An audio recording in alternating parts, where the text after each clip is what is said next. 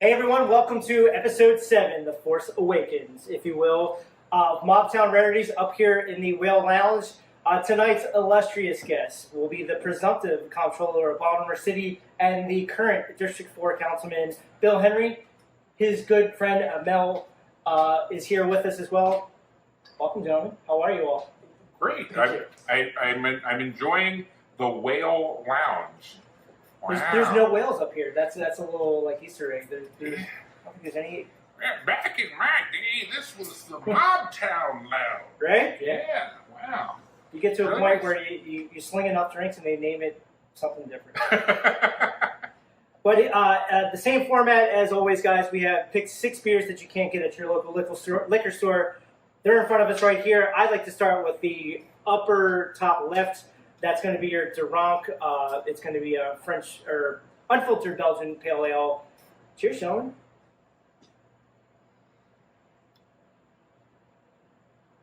That's got a nice crispness to it. Really easy to drink. I enjoy that a lot. So, Bill, you're the first guest. I would say this is the 7th episode. You are the first guest outside of the bar industry here on the Well Lounge. But what is your introduction? What is your relationship to the beer world in general, you would say? My relationship to the beer world. Well, I would normally make a joke about how I've been drinking beer for a long time, and but no, the truth of the matter is, I am, for all of my enjoyment of some beers, I don't really think of myself as being a huge beer person. I'm more likely to be a cocktail person than a beer person, unless the bar has a beer that I really like. And if I know that a bar has a beer that I really like, I will just go there and I will get it. And every now and then, I learn new beers, which is why I was really excited about the concept of this tasting, because left to my own devices, I'm very much a go in and order the stout that you have at this bar. So what raises your brow where you stop? You're like, so I generally like dark beers. Dark malty beers. I'm not a hoppy kind of guy. I will avoid or mock IPAs depending on how much I'm forced to actually try them. But in between lagers and ales, I'll drink them and we'll see. Sometimes lightning strikes and I'm really very happy, and sometimes I'm just gonna grit my teeth and you feel moved to at least try it regardless, and then just kind of move on and make a guess in between. In my younger days, I was trained that on Judgment Day you're suspended upside down in a barrel full of all of the alcohol that you spilled, wasted, or left behind. And if there's so much in your barrel that you drown, you go to hell. And so that's awesome. That's a very solid way to think of it. It encourages you to finish your beer. Let me put it that way. Support your local business and finish your beer. Mel, what are your thoughts? How I was talking to you before the show. We were talking about different beers and breweries we've been to. So pretty adventurous. I was one of those folks that didn't care much for IPAs for a very long time because I kept hearing folks say I don't like IPAs, and I've always liked stouts. So my everything but sours. I'm pretty good at a lot of beers. Sure, sours are just kind of all over the place. Yeah, they don't too much. Yep. But I generally like beers and prefer beers more higher ABV than session beers, of course. But love beers. Awesome. And by all means, guys, I always like to start with the very first one that's on here, but I skip around all over the place. I'm going to just move on to the next one, though. The 3 Magnets is going to be a nice autumn saison that I picked out of the big beer room here. It's got a little sour twang to it. Walk me through a typical councilman's day. You wake up in the morning. You check your TikToks. Actually, very close. Most likely, I wake up, I look and see if there were any messages that didn't trigger my phone to, break the Explode, yeah. break the nighttime barrier and wake me up. I check for messages. I go downstairs, depending on the day. And this is it's gotten a little weird now with having school at home. Yes. For our teenage daughter.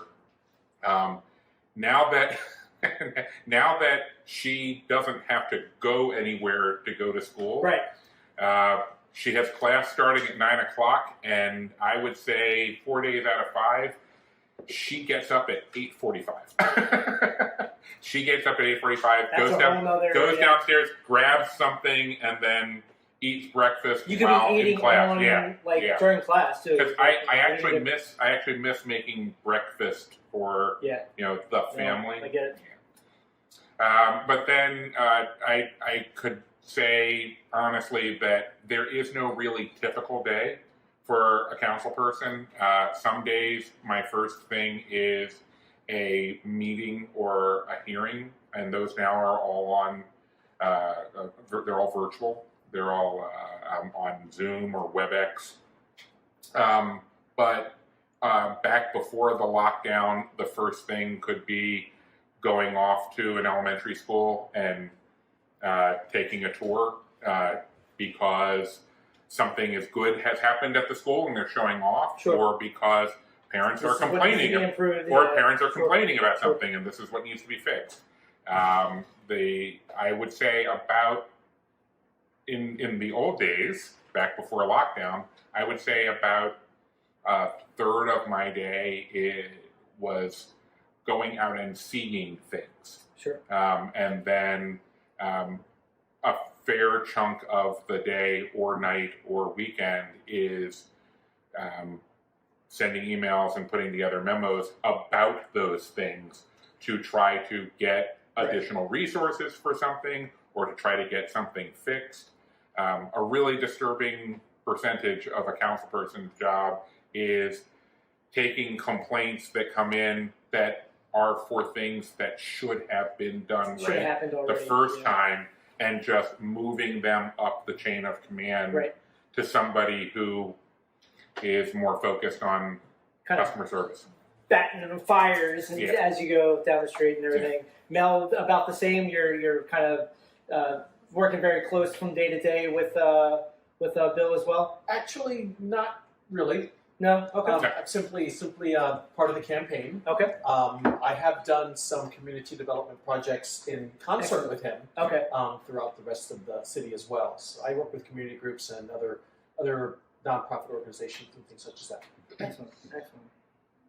Well, that's weekends included. Like you're just kind of 24/7 at the whim. No week is exactly the same kind of. No week is exactly the same. Yeah. No day is exactly the same. Which is good because it keeps things a little bit more exciting. Sure. Yeah. You're just if there's new problems that arise and if you don't have to deal with those, then there's always something else. But at least you don't have to deal with the first ones before, which is a sense of accomplishment. I would hope. But once in the presumptively, once we're in the comptroller's office, what would we like to tackle? What's a big project that's just maybe it grinds my gears? Gears. Well, ironically, one of the things that I'm really looking forward to when I take over as comptroller is modernizing the office. The current comptroller has been there since 1995, and her leadership team really has worked very hard to continue to run the office the way they were shown how to run it in 1995. And we've had a lot of advances in technology since then. If you haven't noticed already. For example, right now, I'm speaking to a little block of plastic sitting out here that's only like this big. Right. And when I took video production workshop in college back in the early 90s, that camera that's this big now had to sit on my shoulder. It was like this big then. We've had a lot of advances in technology, and a lot of them can be applied to making office workflow more effective and more efficient. Right. And so I already have a transition team up and running with a work group specializing, really focusing on the technological possibilities of improving what the comptroller's office does, and then from that better base, having the comptroller's office be positioned to do that for all of city government. Sure. Understood. If people had a better idea of how we're spending their money, we'd spend it better. Yeah, that was my 10 word for any West Wing fans out there. That was my 10 word. When you're before the global pandemic shot us down, we were doing door knocking and community events all over the city. And when you're knocking on door, hour after hour, whether it's stupid hot in the summer or stupid cold in the winter, people don't want to keep their doors open for a long time. Okay. So you got to have a quick message. Get to the point. Yeah, 15 seconds or less. And that message was, Yep. I think if more people knew how the city was spending their money, we'd have to spend it better. Right. And I'm gonna make that point. That's a Yeah. promise to make. I like that. Completely off topic. I'm opening up your refrigerator. What's in it? What's a drink? Oh, the drink. Oh, okay. What's in it? I was Food like, and the essentials, but what do we? You're a big cocktail guy. You said. Yeah. Whiskey. Well, it's not in my fridge. I was gonna say, if you're looking for what I'm drinking, yeah, it's not in the fridge. I have I think if I have my emergency can of stout. Just in case. Yeah, just like if I come home. I really wish I had a stout right. Really Glass. really bad day. Come on, there's an emergency can of stout. But mostly,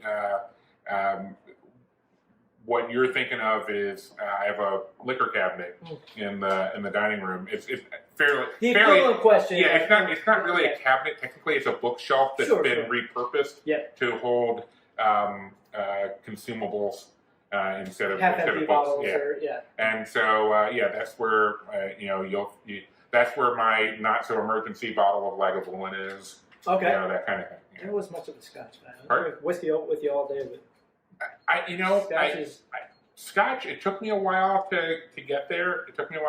But once I got in there and appreciated it, it's like, Right. Plus, it's really expensive, so you don't drink too much of it. That's a good way to think of it. It's like, it's costing a lot, so I'm just gonna. I'm just gonna enjoy this. Yeah. What about you, Bill? I actually have a beer fridge. So do I, because my wife was like, "You don't need a second fridge." I was like, "Guess what? If you want all the beers on top of it, just flowing over as you open up," she's like, "Yeah, you're right." You want room for the food, so I have a beer fridge. Right. Typically, the beer fridge always has some sort of light lager there, especially throughout the summer. Something sessionable. Something I call when I'm doing the yard work. There's always a stout in there, no matter what. Maybe a little Stella Artois tucked in there just for the mid-evening component. That's my go-to, green bottle beer for sure. A couple of aged stouts that I've been hoarding. Sure. Only a few bottles that just sort of don't touch those. Yeah. But it's like wedding, funeral, bar mitzvah, baptism, kind of like when you break out. Let's get the nice glasses out. I like this Siren. I think it's a good emergency stout, by the way. Where's Siren from? I can't figure this out. They're out of England. They're out of London. Nice. Paul's That's nice. Paul's. Pastry stout. I've never heard that expression before. That's basically when they either want to mimic a certain pastry, or they put so much adjuncts into a stout or into a beer where it's just like vanilla, lactose, hazelnut, Asian bourbon barrels, and cinnamon, and this and that, and it tastes like a candy bar, basically. So that's your pastry stout. It's a whole other realm. It's not overly sweet. It's really it's got a nice crispness to it. Yeah. Notes of biscuit. This would find its way into my stash. Yeah. Yeah, it's got a nice roasty, espresso vibe to it, but It won't kill me. You know. Oh, this is. Yeah. Oh yeah. That's pretty too. Okay. I like this. This is good. Let's go. Let's go. Pop culture. Star Wars or Star Trek? Yes. Jeez. All. So I'm more of Star Wars than Star Trek, but I won't kick Star Trek out of that. I'm a big believer in, why can't we all just get along? That's Same. like Absolutely.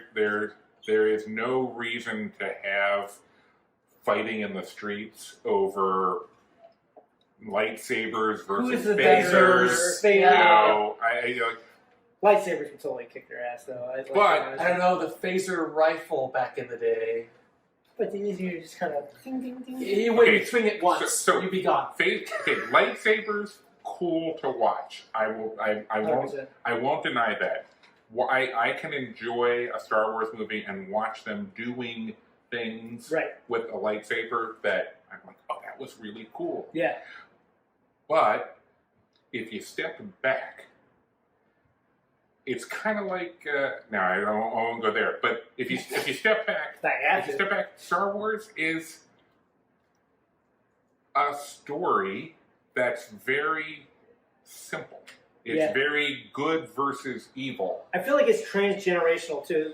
With Star Trek, it's kind of chopped up in different, like Deep Space Nine, Star Next Trek, Generation. Star Trek tries to take the world we already live in and just pushes it forward into the future. Right.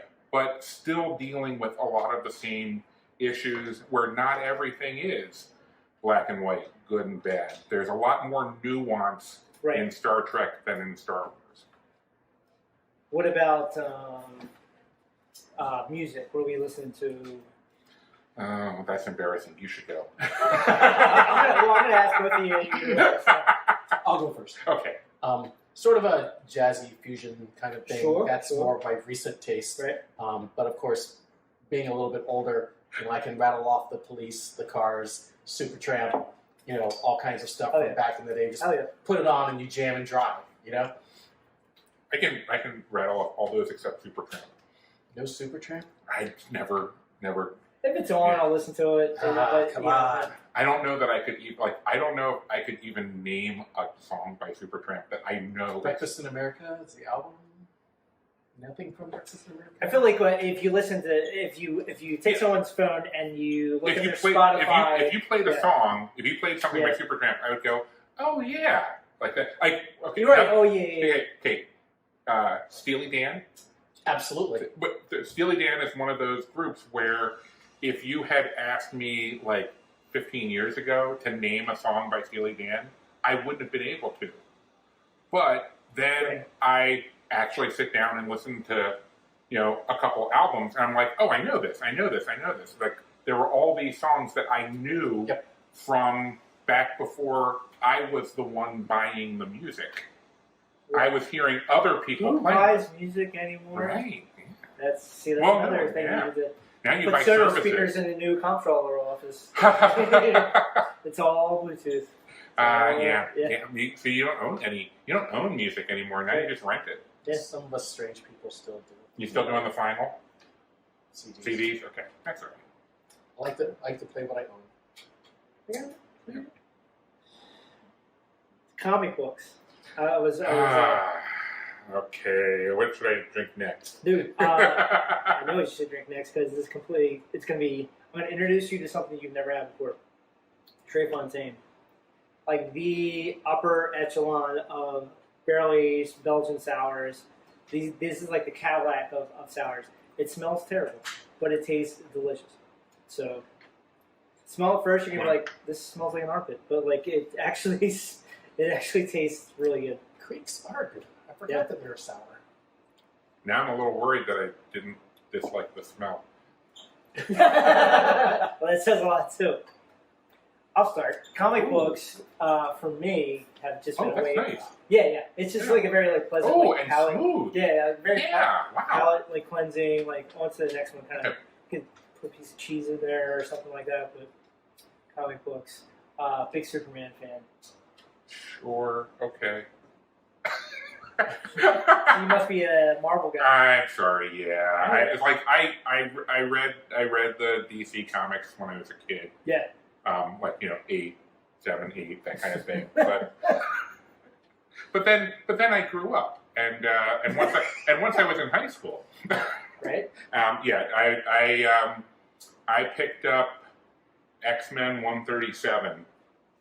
I think I was either 8th grade or 9th grade. I don't remember, but I picked up an episode, an issue of X-Men, and for the next 5-6 years of my life, I invested way too much of the little amount of money that I had in comic books. I was huge comic book. I had comic books, comic cards, like taping everything off the TV, and then. But then I got to college, and there were women, and then there's other things to spend money on, and I drifted away and felt really bad until all of a sudden, about 10, 11 years ago, maybe a little more, every third movie turned out to be about comic books, and so boom, I'm really back. has taken over. Or at least some kind of graphic novel, or it was a book before it was a movie kind of thing. I watched Utopia on Amazon. I don't know if you. I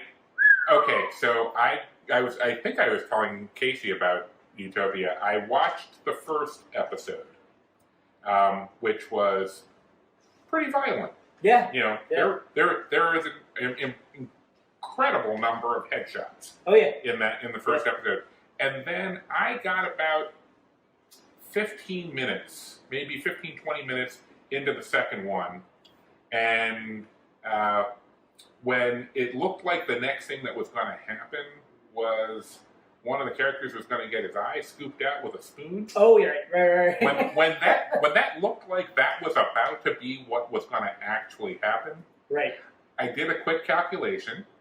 I said they had some real they put real effort into making the headshots look real in the first episode. Oh yeah. I don't want to see how they apply that effort to this, and I turned it off and haven't turned it back on. Yeah, no, I get that. It's like it's cringeworthy, if you will, but like it just gets. I remember my buddy, one of the local bartenders in Canton where I live. He's like, "You got to watch this show," and I was like, "All right." So that night, after 3 or 4 years, I watched the first episode and I texted Ranke. I'm like, "Dude, this is awesome," and he's like, "It gets better." Oh, okay.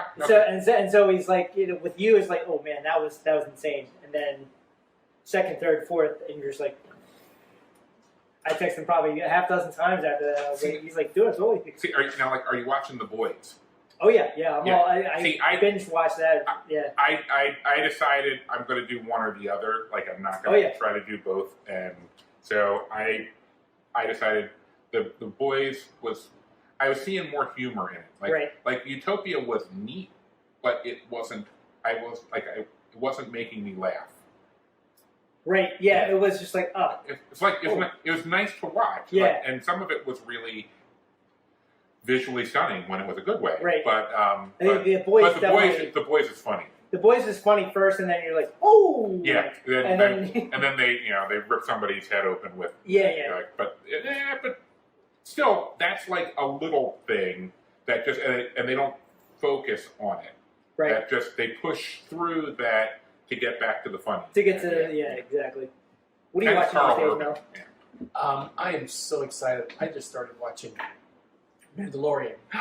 Oh yeah. That was my next question. Just because I got free Disney Plus right now. So so I started watching the Mandalorian. The trial period. Yes. And I'm already in. Oh man. And then the next that comes out soon, right? Friday, right? Yeah, the 30th. 31st, yeah. All right, so I got time to get caught up. You got time to get caught up just in time for season 6. Well, no, I'm not gonna do any Mandalorian spoilers. No, because you're still reading. I mean, so far it's so good. The work done for that series is a lot of work for that series. I was like, wow, but this is cool. This won't be a spoiler for you, but for you at home, Carl Weathers. Yes. Carl Weathers, yeah. Yep. Nah, he's a badass in that Yeah. one. That was awesome. I was like, good to see Carl Right. working. Yeah, that's nice. Almost dead. No. Oh, yeah, exactly. Where else are we in the realm of pro? Like just pop culture? Oh, do we like pro wrestling? Do we like anything like ridiculous? What's your guilty pleasure to watch? So pro wrestling, I grew up and I'm watching. Like- I'm 40 years old and I'm just. Pro wrestling. It's like, why would you watch pro wrestling when you have community theater right here in Baltimore? And now you don't have much of a choice. But Yeah, yes, you're yeah. right. Actually, we've been watching a fair amount of Zoom theater. Oh, cool. There's a local company, Rapid Lemon. They just did a. They're just in a house where it's empty and it's just Well, the actors. no. I think I mean, I haven't checked with them to find, but just from watching it, it looks like they just have the actors in their own homes, and they, some of them put, more effort or were able to make their backgrounds more appropriate for what they were Right. doing, but mostly everybody shot their own part. That's awesome. And then they just edited it together. I remember, yeah, and I remember my wife and I, we were sitting down watching our nephew. They did like the equivalent of like a community theater where they just did. They picked Hair, or they picked Little Mermaid, or something like you could kind of sing along, and like everybody had a different like sing along thing. It was really cool, like all Zoom based. That was pretty awesome. But yeah. Last campaign question I'm going to ask you. You have a 4-point approach. Talk to me. 4-point approach.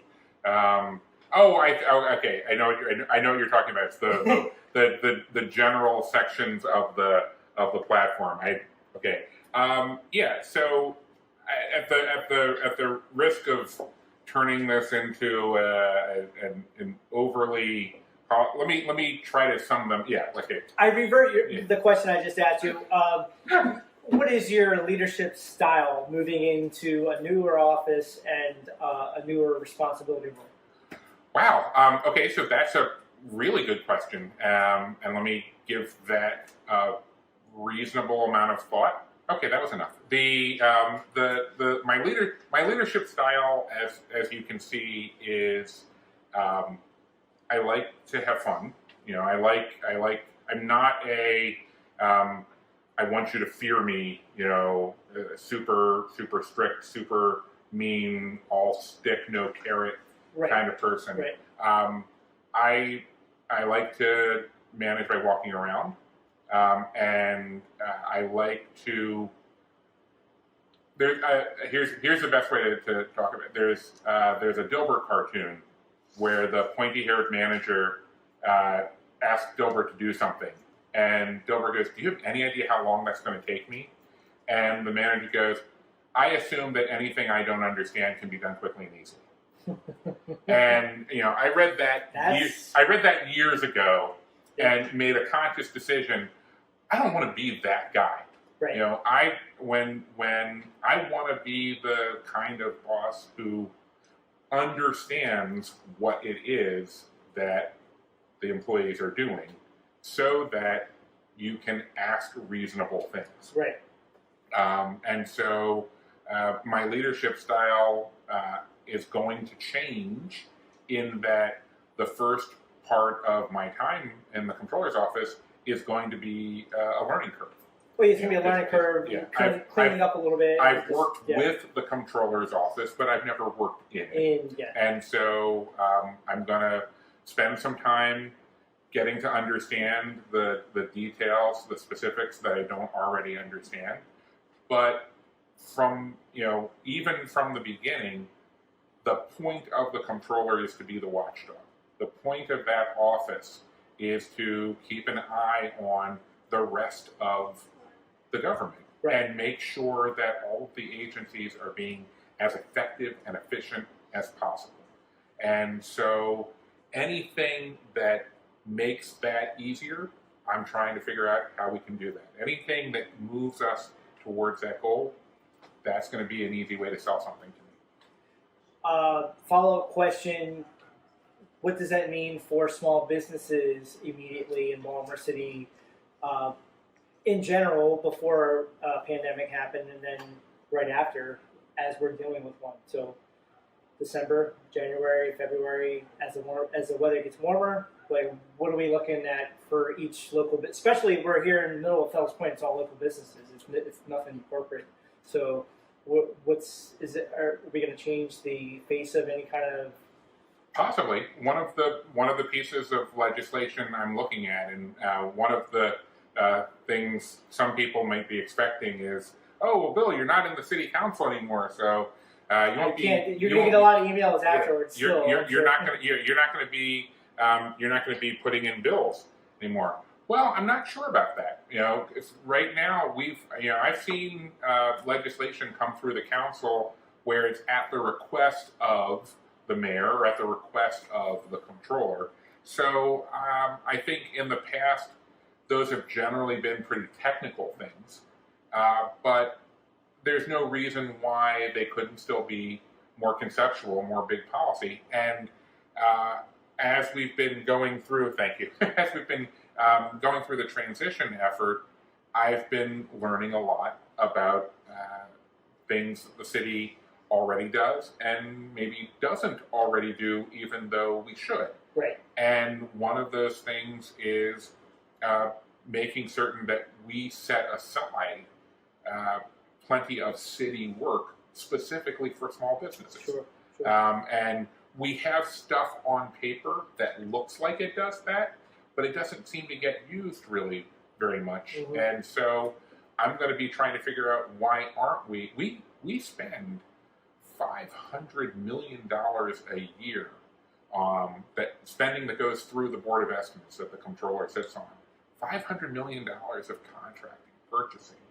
And how much of that could we be making a point of driving to our own small businesses? Sure. That's wild. And I think it's a fresh breath of relief too for local businesses that are just, comptrollers are like I would hope that like one of the first lines of defense as far as like local businesses go, and they'll be able to help each other out and kind of keep the ball rolling. Yep. Just in general. You went to Loyola for high school and business school. I have some very good friends of mine that opened up a well-refined brewery right around the corner in Full Tilt. Oh, yeah. Nick and Dan are very good friends of mine. They wanted to send over a care package to you guys and some of the new stuff that we just canned not too long ago. Made sure they're all dark multi beers that you can enjoy. They have an Ewok. That's an Ewok. Yeah, it's a barley wine. Yeah, wine. Ichiwama. All right. That being said, Patterson pumpkin. Yeah, okay. Yeah. And then we have there's a Mars in there, so it's like October. All right. Gets to it too. Mel may get one of these. Yeah. May. That being said, we're going to finish these beers off camera so we can enjoy a little bit more banter. If you'd like to re-up on any of these beers, please use shop.maxes.com.